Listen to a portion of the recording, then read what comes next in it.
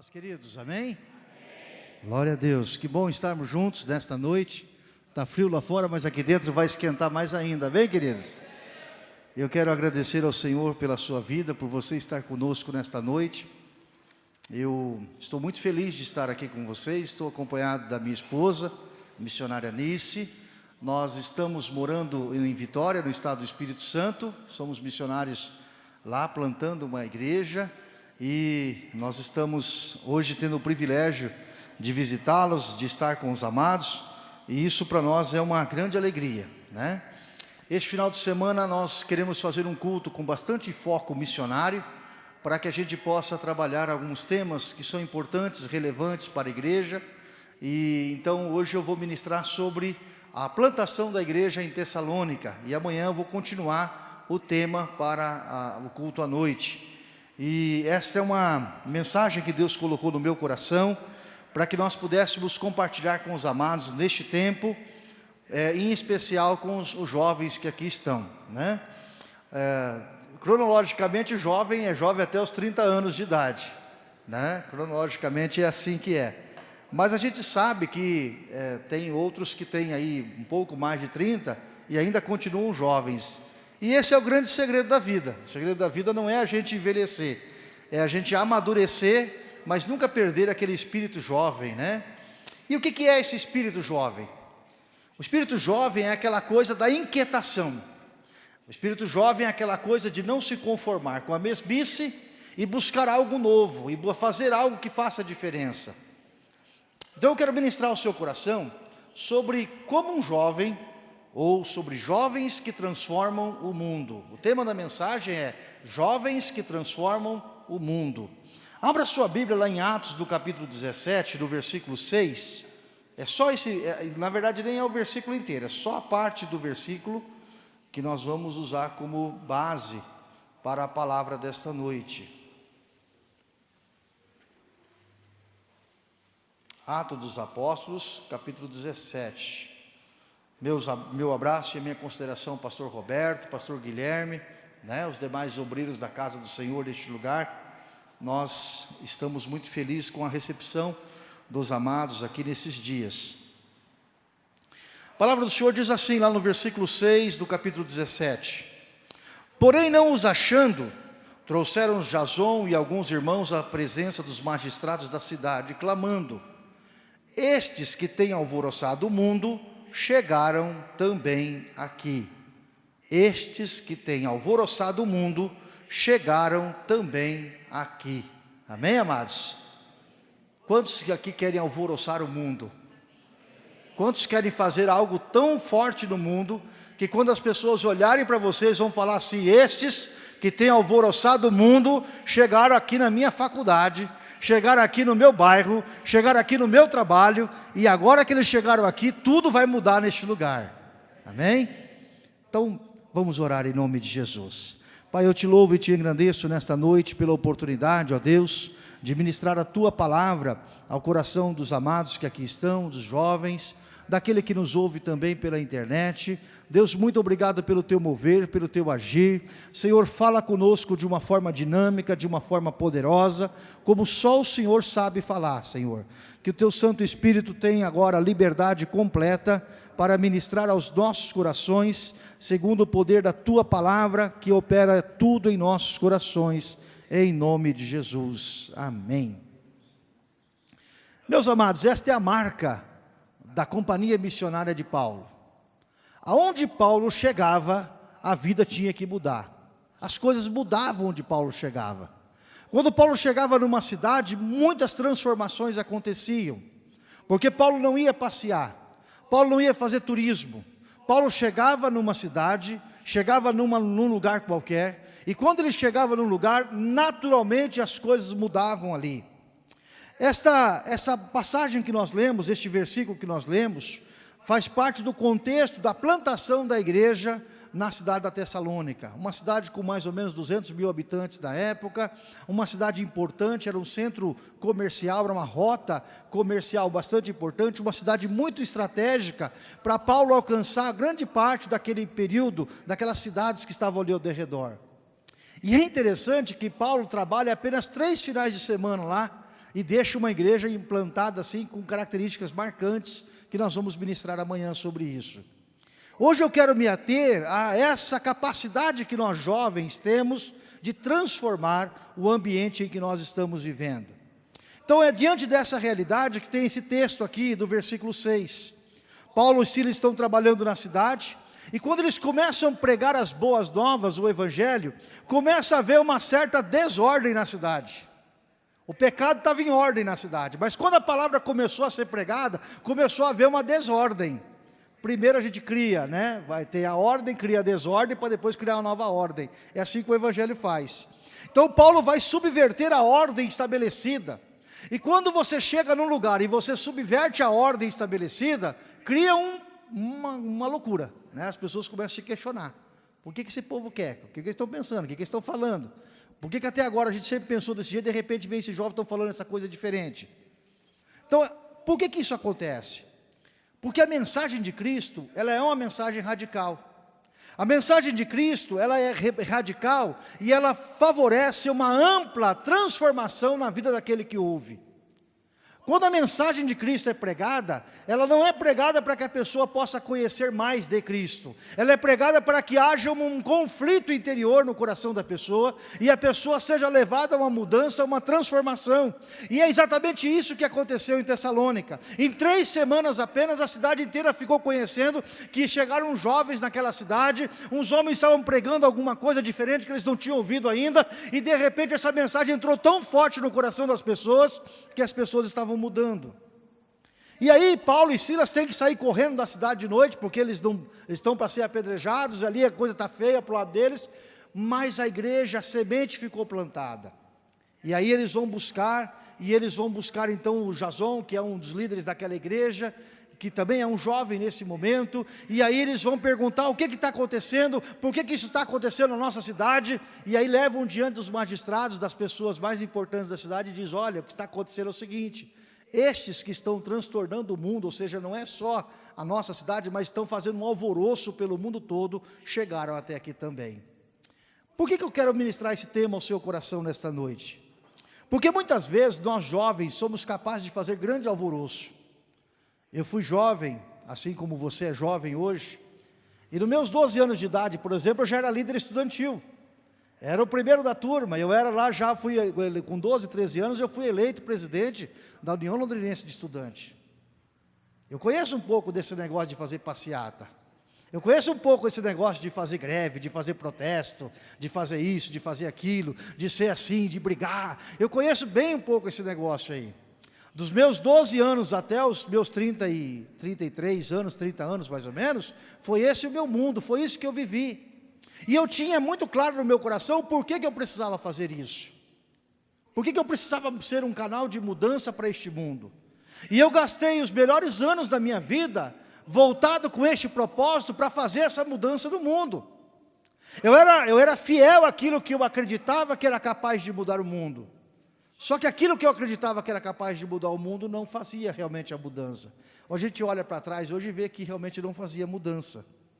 Então quem são estes que vão ser acusados de ser alvoroçadores daquele mundo? Estes são aqueles que são alcançados e transformados pela mensagem de Cristo, que tornaram-se em testemunhas, e ter testemunha não apenas no discurso, mas também na prática. Enquanto nós jovens ficamos apenas no discurso, se nós ficarmos apenas no discurso, naquilo que nós conhecemos da palavra e ficar só discursando, não muda absolutamente nada nas pessoas que estão ao nosso redor. Mas quando a gente começa a testemunhar na prática, viver na prática, aquilo que nós estamos ouvindo na palavra de Deus, aquilo que a gente vem se alimentar no nosso sábado, aquilo que a gente se alimenta durante o culto do domingo, aquilo que nos alimenta durante a leitura da palavra, se essas coisas começam a fazer transformação em nós, então as pessoas que estão em nosso redor começam a perceber que alguma coisa está acontecendo diferente. E o que esses irmãos testemunhavam? Eles testemunhavam um evangelho integral. Eles testemunhavam que realmente as pessoas podiam ser livres, que as pessoas não precisavam mais viver escravas do pecado, não precisavam mais viver escravos do sistema econômico, não precisavam mais viver escravos daquele sistema do mundo, mas as pessoas podiam ser livres. Não é diferente da mensagem que o mundo prega hoje. O mundo prega a mesma mensagem de liberdade, mas leva para um outro caminho, leva para um outro lado, que resulta em outra escravidão. A mensagem de Cristo é a única mensagem que consegue trazer verdadeira liberdade para a vida daquela pessoa. Por quê? Porque a palavra de Deus diz: se Cristo vos libertar, verdadeiramente sereis livres. A gente só é livre quando Deus nos liberta, queridos. O sistema econômico, o sistema filosófico do mundo, ele não liberta a pessoa, ele tira a pessoa de uma caixinha e coloca na outra. Ele tira de um modo de pensar e coloca em outro modo de pensar. Mas quando a palavra de Deus entra no nosso coração, quando ela mexe com o nosso íntimo, quando ela transforma a nossa vida, então nós começamos a ser livres, não ficamos mais presos aos sistemas do mundo, e nós começamos a viver uma nova dimensão, nós começamos a viver um novo tempo em nossa vida, e aí nós começamos a fazer a diferença na vida das pessoas que estão ao nosso redor. É por isso que aquelas pessoas alvoroçavam o mundo. É por isso que aonde eles chegavam, as coisas não permaneciam como estavam. Existem 3 formas básicas de você viver a sua vida. Você pode viver para você mesmo. Isso chama-se egoísmo. Você pode falar o seguinte: olha, eu não quero saber de ir para a igreja, no meu sábado eu vou pegar e eu vou ficar estudando, porque eu quero passar em primeiro lugar no vestibular da Universidade Federal do Paraná, eu vou fazer isso, eu vou seguir minha carreira, eu vou fazer isso, eu vou ser o cara o top de linha, eu vou fazer isso aqui, eu quero viver a minha vida, o resto que se dane. Muitas pessoas da nossa sociedade, que nós encontramos no dia a dia, pensam exatamente dessa forma, e fazem a vida assim. Vivem para si mesmo. Tudo que está no mundo ao seu derredor é apenas para servi-los. Isso é egoísmo. Isso não transforma a sociedade. Isso pode dar àquela pessoa uma boa vida, pode dar àquela pessoa uma boa condição, mas quando essa pessoa tiver crise e conflitos, isso não vai resolver o problema dela. Uma outra forma de você viver a sua vida, jovem, é você ser um rebelde. É você querer mudar tudo na força, no tapa, na violência, se preciso for. É você querer fazer com que as coisas tenham que ser do seu jeito. E aí, invariavelmente, você vai ser um rebelde. E você vai ser marcado pela rebeldia. E como rebeldia é pecado, você vai viver debaixo de um pecado terrível. E você vai ter consequência disso. Esses movimentos libertários que nós encontramos na nossa sociedade, que trazem essa mensagem de liberdade para o jovem, todos eles têm essa marca da rebeldia, e que traz consequências terríveis para a vida deles depois. Mas existe uma outra forma de viver a nossa vida, que é viver para servir. Viver para servir. Quando a gente vive para servir, a gente não é egoísta. Quando a gente vive para servir, a gente vive para fazer com que a mensagem que tocou o nosso coração, também toque o coração do outro. Quando nós vivemos para servir, nós vivemos para representar e para experimentar o propósito para o qual Deus nos criou. Deus não criou você simplesmente para ser um número, uma estatística. Você não nasceu fruto de um acaso. Talvez os teus pais não tenham te planejado, e por isso se largaram e deixaram abandonado. Talvez os teus pais não tenham imaginado que você um dia viria ao mundo. Mas no plano espiritual, Deus já sabia que você viria ao mundo. Porque você não é apenas um amontoado de carne e osso. Dentro de você há um espírito. E este espírito que está dentro de você é um espírito único, dado por Deus na eternidade. Antes de Deus criar todas as coisas, o seu espírito já tinha sido criado, e Deus já tinha criado a formação deste mundo, o seu espírito já tinha criado, e no ano em que você foi concebido, este espírito veio sobre a sua vida, para te acompanhar durante esse tempo aqui, e voltará para o Senhor, mas para que neste tempo você tenha um propósito para cumprir sobre a face da terra. Você não está aqui por acaso. Você está aqui porque Deus tem um plano e um propósito na sua vida. E este plano e este propósito é muito mais do que te dar um bom emprego, é muito mais do que te dar uma esposa, um esposo, é muito mais do que ser uma pessoa feliz, é muito mais do que você ser uma pessoa realizada. Este plano e este propósito de Deus é que você seja usado ou usado para que você impacte a vida de muitas pessoas. São aqueles que a partir da experiência transformadora da igreja vão ser chamados de cristãos, pequenos cristos. São aquelas pessoas que não se conformam com aquele mundo que estão vivendo e elas são capazes de ações práticas para fazer uma mudança.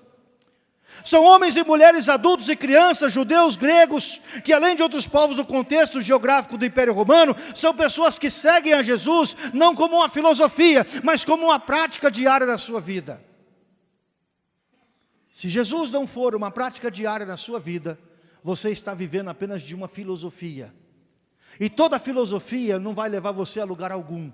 A filosofia vai apenas esclarecer alguns pontos, obscurecer outros pontos, mas não fará transformação alguma na sua vida e nem na vida das pessoas que estão ao seu derredor. Por isso os seguidores de Jesus, eles não podem ter uma postura passiva.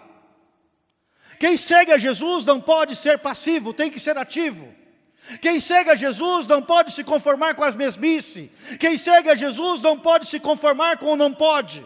Quem segue a Jesus não pode se conformar com a ordem estabelecida. Quem segue a Jesus é chamado a desafiar o tempo. Quem segue a Jesus é desafiado a fazer uma transformação a partir de dentro de si, a transbordar até aqueles que estão ao seu derredor.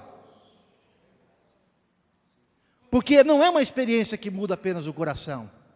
É uma experiência de Cristo que muda a nossa boca.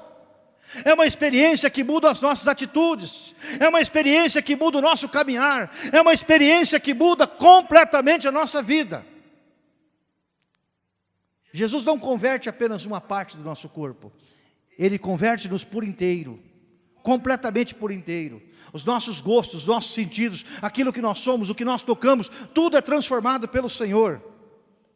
E é interessante porque quando essa transformação vem sobre a vida daqueles irmãos, eles começam a ministrar neste poder, nesta unção, nessa autoridade, e essa visão agora transformadora, renovada pela vontade de Deus na mente deles, vai fazer uma grande transformação em toda a sociedade onde eles estão vivendo.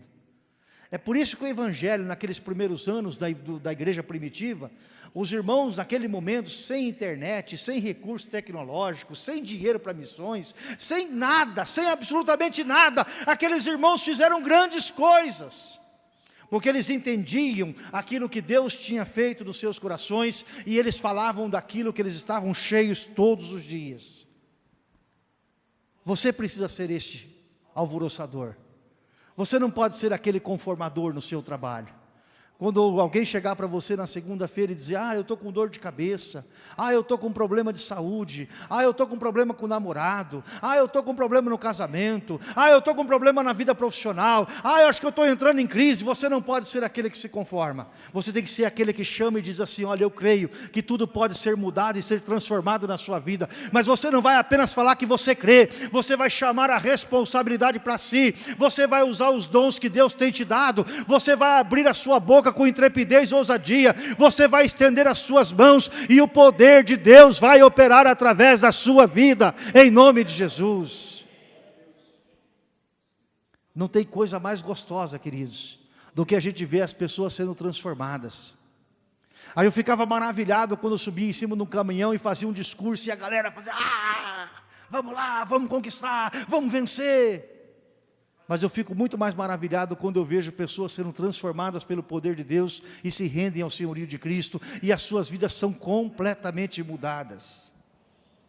O que eles estavam fazendo? Que transtorno é esse que eles estavam causando no mundo? Esse transtorno muitas vezes está ligado, queridos, à forma com que as pessoas estão vivendo o seu dia a dia. Nessa nova prática, estava havendo um confronto entre a ordem social e a ordem cultural. Os nossos crentes, nós somos chamados a ser confrontadores culturais. Nós não somos chamados para ficar na mesmice do mundo, mas nós somos chamados para ir contra essa corrente do mundo. E quando nós nos posicionamos, porque é difícil se posicionar contra essa corrente do mundo. Aqui na igreja a gente é valente, aqui na igreja a gente briga contra o pecado, aqui na igreja a gente fala que não vai, que não pode, que não sei, mas muitas vezes no meio da semana a gente cede, a gente faz vista grossa para não ser chato no trabalho, a gente não fala muitas vezes com autoridade, não fala com ousadia. Mas a grande necessidade, queridos, a grande importância é entender que este mundo precisa dos crentes, precisa daquelas pessoas transformadas por Cristo, porque estas são o sal da terra e a luz do mundo. O sal da terra e a luz do mundo. É para isso que eu e você fomos chamados. Nós somos chamados para fazer uma transformação por toda esta sociedade, para que o mando, a governança de Cristo venha sobre a sociedade que nós estamos vivendo. Nós somos poucos ainda. Nós não alcançamos tudo que podemos alcançar. Existem muitos jovens que estão se perdendo nesta madrugada. Existem muitas pessoas que estão se drogando nesta madrugada. Existem muitos jovens que estão se prostituindo nesta madrugada. Nesta madrugada, muitos jovens vão pegar AIDS e vão morrer nos próximos 4, 5 anos. Muitos jovens estão se drogando e não têm mais oportunidade. E nós não podemos nos conformar com isso. Por isso que a palavra do Senhor tem que trabalhar em nosso coração. Por quê? Porque nós temos que transformar este mundo. E a igreja nasce como este espaço de contracultura. Você não é chamado para viver na dimensão deste mundo. Você é chamado para viver contra a dimensão deste mundo. Se te acusarem de careta, se te acusarem de chato, se te acusarem de quadrado, significa que você está vivendo na direção de Deus e não na direção do mundo. Porque o jovem muitas vezes hoje ele não quer ser chato, não quer ser careta, não quer ser quadrado. E nessa brincadeira ele acaba entrando na conversa do mundo. E quando ele entra na conversa do mundo, Deus não pode agir sobre a vida dele, querido. Muitas vezes nós, para não sermos chatos, nós entramos na conversa. E quando nós entendemos que nós precisamos ser agentes de transformação do mundo, nós não podemos nos conformar às realidades. E nós precisamos trabalhar para transtornar este mundo. E aí quais transtornos que eles causam? Basicamente 3 transtornos. O primeiro é o transtorno do poder religioso, onde ali aquelas pessoas que tinham aquele sistema religioso estabelecido não se conformam, e eles vão brigar com os discípulos, vão brigar com os apóstolos, eles vão tentar prender, vão matar um, vão matar outro, mas eles não desistem. E nós precisamos sair do nosso conformismo religioso, querido. Nós precisamos sair do nosso quadradinho religioso, porque a religião vai pondo um quadrado na cabeça da gente, e vai delimitando os nossos espaços, o que pode, o que não pode, o que é, o que não é, e nós ficamos bitolados. E se a gente quer experimentar mais de Deus, a gente tem que ousar sair um pouquinho desse quadrado. A gente não pode sair simplesmente saindo, mas a gente precisa entender que nós não somos chamados a ficar conformados no quadrado. Nós temos que sair um pouquinho dessa realidade. Esses jovens, esses irmãos entenderam isso, e por conta disso, eles permitiam que haviam mudanças em sua vida, e quando eles mudavam a vida das pessoas também mudavam. Isso significa caminhar com Cristo, e todas as implicações que tem ligado a isso. Seguir a Cristo não é uma coisa tão simples. Seguir a Cristo tem que trazer profundas mudanças no nosso coração. É por isso que alguns desistem pelo caminho. O segundo transtorno é o transtorno do poder político. Aqueles homens tinham uma decisão. Quem eles iam obedecer? Iam obedecer aos magistrados? Iam obedecer ao chefe? Iam obedecer à cultura reinante? Ou eles iam dizer não? Mais importa obedecer a Deus do que aos homens. Há um momento na nossa vida que nós vamos ser confrontados. A quem nós obedecemos? Se você quer se conformar com este mundo, você vai ter que obedecer aos homens. Mas se você quer ser um agente de mudança neste mundo, obedeça ao Senhor. Porque quando você obedece ao Senhor, Deus honra a sua vida. Quando você obedece ao mundo, Deus não honra a sua vida. Se você escolhe obedecer ao homem, Deus não honra a sua vida. Mas se você escolhe obedecer a Deus, o Senhor honrará a sua vida. Uma coisa tremenda que estava acontecendo naquele tempo era a questão da escravidão. E a igreja já naquele tempo começa a trabalhar contra a escravidão. O sistema grego, o sistema romano era impregnado por uma vida de escravidão. Eles se conformavam com aquilo, e de repente Paulo chega e começa a ministrar: olha, agora não tem livre, não tem escravo, não tem judeu, não tem grego, não tem isso, tem aquilo. Todos nós somos um em Cristo, todos nós somos livres em Cristo. E isso impacta a vida das pessoas. Essa é uma mensagem tremenda que foi ministrada naquele tempo, que ecoa até os nossos dias. Uma outra característica de transtorno era transtorno do poder econômico. O mundo daquela época vivia dominado por um sistema econômico baseado na idolatria. Cada cidade tinha o seu Deus, cada lugar tinha as pessoas que vendiam as imagens de escultura daquele Deus, que vendiam as froinhas, que vendiam os pauzinhos, que vendia tudo quanto é coisa. Era um sistema de idolatria que dominava as cidades. E quando a mensagem entra, ela entra confrontando isso. E isso fazia uma profunda transformação naquele lugar. Um exemplo disso é na cidade de Éfeso. Éfeso, cuja deusa era Diana. E esse instrumento de engano, de opressão, de libertação, quando os irmãos começaram a pregar a palavra, as pessoas começaram a entender que aquilo que elas viviam servindo a Diana era uma escravidão financeira, era uma escravidão espiritual, aquilo tinha que ser transformado, e quando as pessoas começaram a ser transformadas, começou a haver uma mudança na economia da cidade. Onde o Evangelho de Deus entra a prosperidade, queridos. Se você quer ser um jovem próspero, você se desliga das coisas deste mundo e se liga em Deus, e Deus honrará a sua vida tremendamente. Muitos outros transtornos podem ser citados, né? Espirituais, físicos, sociais. Uma das coisas interessantes que os cristãos começaram a fazer foi criar uma estrutura de assistência social para a comunidade. Lá em Antioquia, os cristãos começaram a ser chamados de pequenos cristos, porque eles tinham uma característica de serem pessoas que eles não se conformavam em ver as pessoas passando fome, e eles iam e ajudavam as pessoas. Eles não se conformavam em ver as pessoas presas e atribuladas, eles iam e ajudavam as pessoas. Eles faziam uma ação prática, eles não ficavam apenas falando em cima de um caminhão, ou em cima de um carro, ou fazendo um discurso na praça, mas eles iam no dia a dia e faziam algo prático.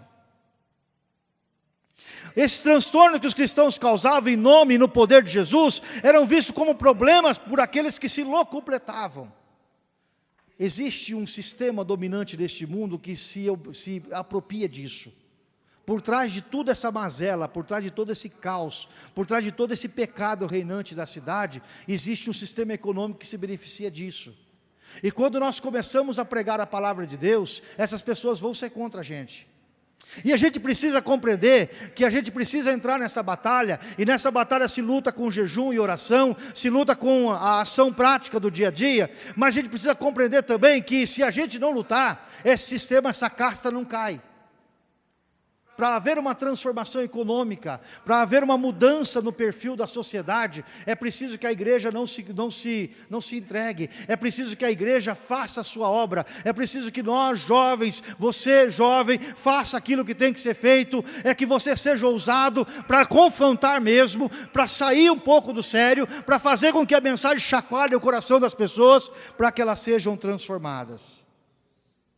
Portanto, queridos, a igreja, ela é chamada para agir e ser um modelo, ser um motivo de fator de transformação da sociedade.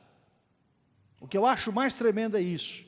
Nós estamos trabalhando numa dimensão, lidando com jovens hoje, né? E legal que tem bastante jovens hoje aqui neste lugar, mas em nome de Jesus vai multiplicar, vai crescer, porque mais jovens serão alcançados, esses jovens alcançados alcançarão outros, daqui 10 anos não vai ser mais a geração do jovem, já vai ser a geração do adulto, depois outros jovens virão, e eles continuarão transformando a sociedade, porque aonde o Evangelho entra, ele não para, ele transforma a sociedade. A igreja que se dispersou a partir de Jerusalém, alcançou o mundo da sua época. E nós também podemos alcançar. É interessante nesse texto que eu li aqui no versículo 6, eles dizem assim, as pessoas da cidade: olha, eles chegaram também aqui. Pronto, acabou o nosso sossego. Não temos mais paz. Chegaram aqui, agora vamos questionar a gente, né? E eu acho legal do jovem isso, ser questionador. O jovem tem que perguntar: por quê? Por quê? Por quê? Por que não? Por que não dá para fazer? Por que tem que ser desse jeito? Por que não pode ser diferente? O jovem muito conformado fica velho muito rápido. Sabe o que acontece? É um negócio interessante. Tem um texto de Joel que diz lá que os velhos terão sonhos e os jovens terão visão, é isso? O que é que diz lá?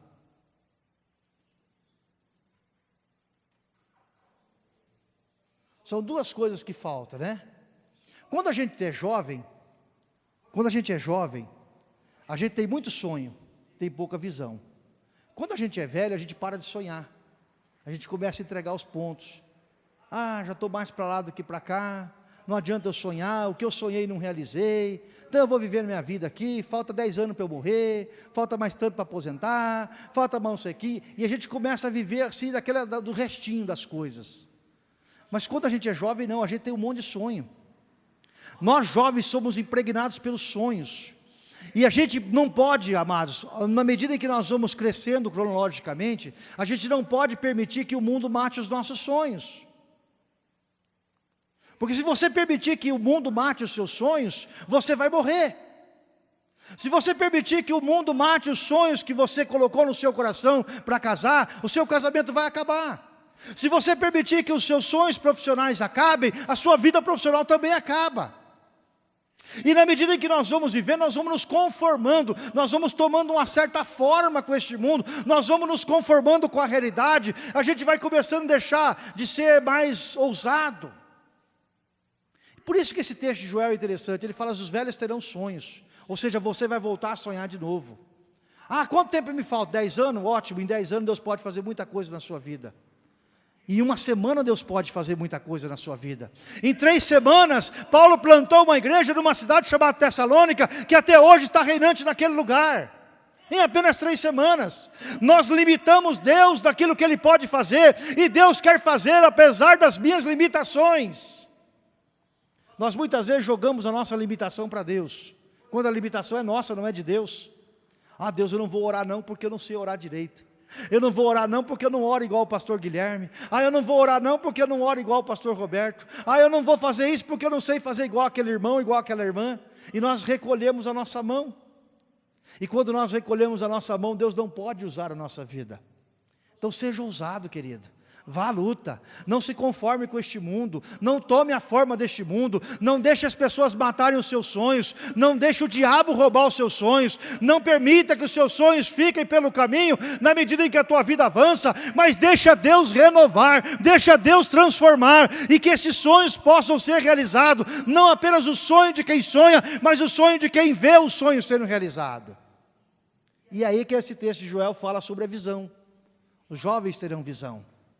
O jovem tem muito sonho e pouca visão. Deus quer que você tenha muita visão do futuro. Deus quer que você feche os seus olhos na tua madrugada e você comece a ter visão de quem é que Deus pode fazer na sua vida daqui 10 anos. Deus quer que você olhe para dentro de você e você perceba o que Ele pode fazer na sua vida profissional. Daqui 10 anos, aonde você vai estar, o carro que você vai estar andando, a roupa que você estará vestido, ou a casa onde você estará morando. Deus quer que você visualize aquilo que Ele vai fazer na sua vida. E você deixe o sonho de Deus operar sobre a sua vida. Aqueles homens faziam grandes coisas, porque eles eram movidos por um sonho e por um propósito. E se você deixar os sonhos e o propósito de Deus mover a sua vida, você também fará grandes coisas em nome de Jesus. A sua vida será uma vida abençoada. Será uma vida que vai fazer a diferença, apesar das lutas, das perseguições, das dificuldades, porque, queridos, lutas, perseguições e dificuldades vêm para todos. Luta, perseguição e dificuldade não é só para crente. Todo mundo tem isso. O cara que serve a Deus e a pessoa que não serve a Deus tem os mesmos problemas que você tem. A diferença é que eu e você temos algo que é Cristo Jesus vivendo dentro de nós através do Espírito Santo dele. É Cristo operando em nossas vidas através de nós. E essa é a questão que faz toda a diferença.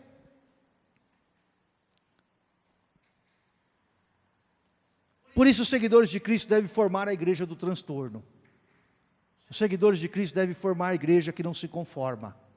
Os seguidores de Cristo devem formar a igreja que sai para a rua, para denunciar o pecado, mas também para apontar o caminho da salvação. Os seguidores de Cristo devem formar aqueles que depõem contra as estruturas injustas da sociedade, daqueles que vão desmistificar os agentes enganosos e falaciosos que se dizem reino de Deus, que isso é uma tarefa difícil e arriscada. Eu estou muito maravilhado de ver que os irmãos estão convocando um retiro espiritual agora para o mês de junho, porque é nesses lugares que nós somos renovados. O culto é muito bom, é muito gostoso estar aqui no sábado, mas passar um fim de semana em jejum, em oração, buscando ao Senhor, é muito melhor. Agora, melhor para quê? Se a gente pegar e engavetar tudo isso que nós ouvimos lá, não serve para nada. Se nós não colocarmos em prática na segunda-feira o que ouvimos no sábado, não serviu para nada. Não vai fazer diferença com nada e com ninguém. Portanto, muito mais do que transtornar os outros, a palavra tem que transtornar o meu coração. As minhas pregações é para deixar você com um ponto de interrogação na sua cabeça.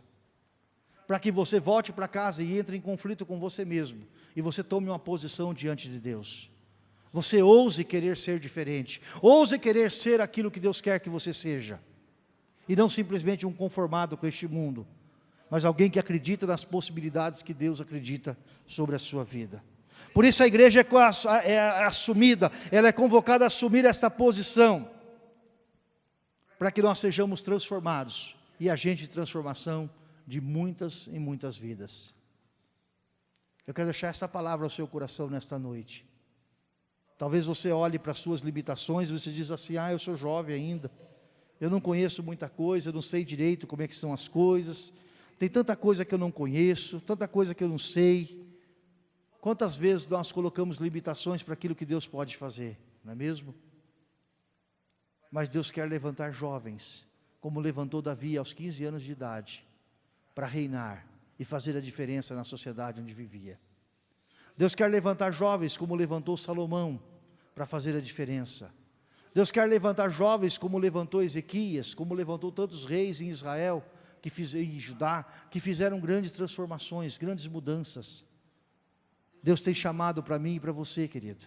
Deus tem um chamado para a sua vida em Curitiba, a partir da sociedade, a partir da faculdade onde você estuda, a partir de onde você trabalha, do condomínio onde você mora. Seja ousado, seja ousado, seja ousado em nome de Jesus. E Deus vai usar a sua vida poderosamente, e você vai ter uma alegria enorme de ver pessoas sendo transformadas pelo poder da palavra de Deus que fluirá da sua boca, em nome de Jesus. Amém? Essa palavra ao coração dos amados, para que vocês entendam que Deus tem um plano e um propósito maravilhoso através da vida de vocês, e aquele que começou a boa obra é fiel para completá-la. Deus tem feito algo para transformar o coração dos jovens nesta igreja, e este processo não vai parar, ele vai aumentar, vai mudar.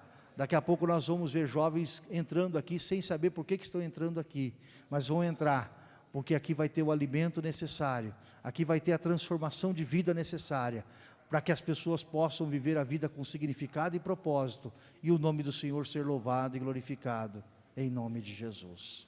Amém, queridos? Vamos ficar em pé, vamos orar?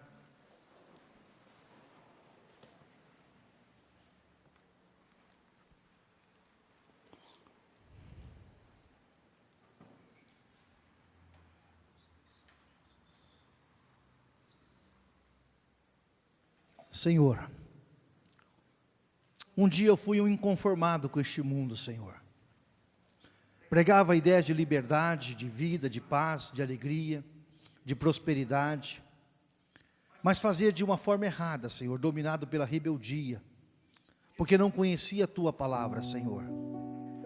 E nesta noite, Deus, o Senhor trouxe jovens a este lugar, jovens que também não se conformam, Senhor, com a injustiça social, que não se conformam com a mesmice, que não se conformam com a destruição dos sonhos, que não se conformam com os problemas que nós vivemos neste tempo, jovens que estão aprendendo a caminhar contigo a cada dia, Senhor, jovens que estão sendo transformados, mudados pelo Teu mover sobre a vida deles, jovens que estão tendo experiências novas contigo a cada dia, Senhor, e que estão começando a ousar crer que o Senhor é o Deus diferente, o Deus que opera algo novo, o Deus que faz sinais, prodígios e maravilhas, o Deus que faz, através da vida de cada um, faz transformações, ó Deus.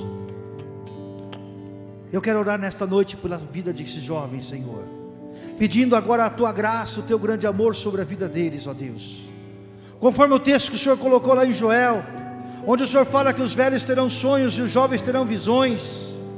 Ó Deus, nós clamamos em nome de Jesus para que o Teu mover, a Tua graça, a Tua bondade venha se manifestar sobre a vida de cada um deles, ó Deus. Há alguns jovens que estão aqui no nosso meio hoje, tão atribulados da vida, Senhor, porque foram tão marcados pelas dificuldades que já lhes aconteceu, foram marcados pelo pecado, foram marcados, ó Deus, pelos problemas familiares, e muitos deles, ó Deus, sem esperança, têm batido as portas do Senhor, buscado a Tua graça, buscado a Tua maravilhosa luz, Senhor, porque entenderam que tem um chamado do Senhor para a vida deles, Pai.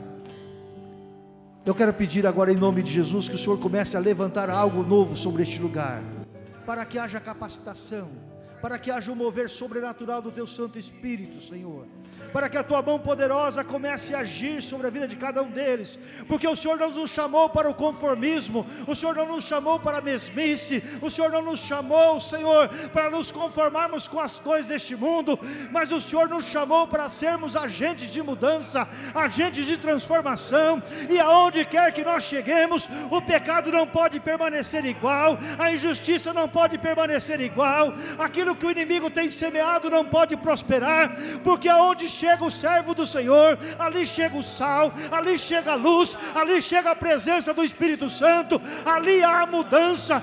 Por isso, em nome de Jesus, eu profetizo bênção sobre a sua vida, eu profetizo que o Espírito Santo de Deus vai começar a usar a sua vida de uma forma especial, vai começar a usar a sua vida de uma forma enérgica, vai começar a usar a sua vida com poder, com autoridade, em nome de Jesus, para que você, ao estender as suas mãos, ao abrir a sua boca, flua poder do Espírito Santo, para impactar vidas, para transformar corações, para renovar mentes, para fazer uma mudança, para libertar vidas que estão escravizadas nos vícios, para libertar jovens que estão escravizados pelo pecado, da prostituição, das drogas. Meu Deus, em nome de Jesus, usa a vida de cada um desses jovens, alvoroçadores deste mundo, para que eles sejam conhecidos como alguém que faz a diferença, para que eles sejam conhecidos como alguém que anda com o Senhor, que caminha com o Senhor, que vive os princípios da Tua palavra e que profetiza,